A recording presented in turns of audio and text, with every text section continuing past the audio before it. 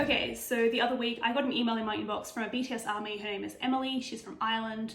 She was like, oh my goodness, I just discovered all of your books that you've written and that you've published about BTS and ARMY, because that's what I do.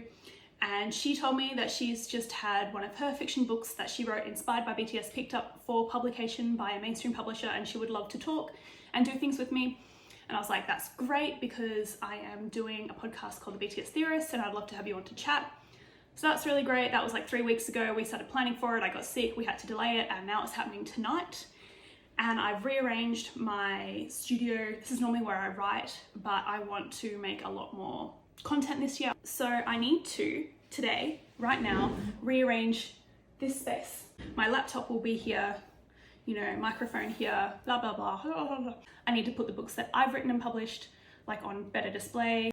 Okay, let's go. Australian Powerlifting Union, 3rd place. Totally normal. Some of my lovely books. Idle Limerence, Love Yourself, BTS by ARMY. This was the first ever book that I got published with my name on it.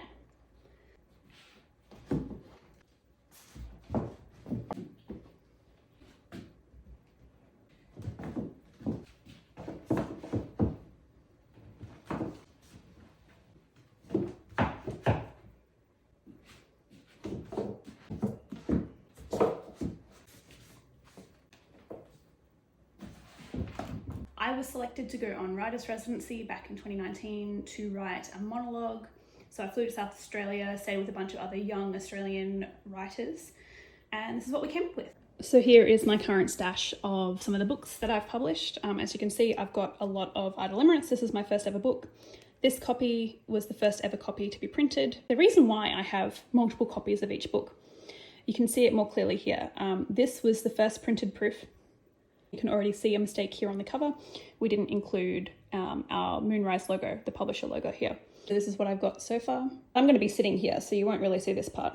So I don't care as much, but I want this part to be looking, you know, good. So now I've got to put on all my little knicky knackies and we're done. Okay. I'm not really much of a perfectionist when it comes to styling or anything like that. I like to kind of just make it look pretty, but I'm not going to stress out too much over the placement of everything. It'll just move around naturally. Okie dokie, all done. I will see you next time.